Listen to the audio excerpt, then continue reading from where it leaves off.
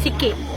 Selamat KL. Apa ni? Nak buat ni? Kan dia buat apa? Kenapa dia belah macam tu je? Kenapa Rina maju? Mana ada dia menunjuk apa? Ada nanti dia rindukan nak pergi sebab tu dia lari cepat-cepat.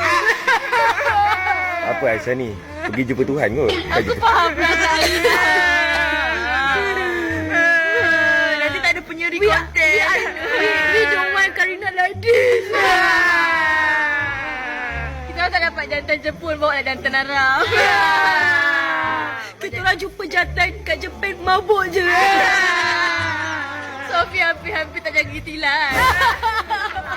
Aku berasa bersyukur yang seorang tu tak pergi Jepun. Rasa bersyukur pula. Maksudnya Spek 2000. Spek 2000. Oh, sebab 2000 tu? Ui.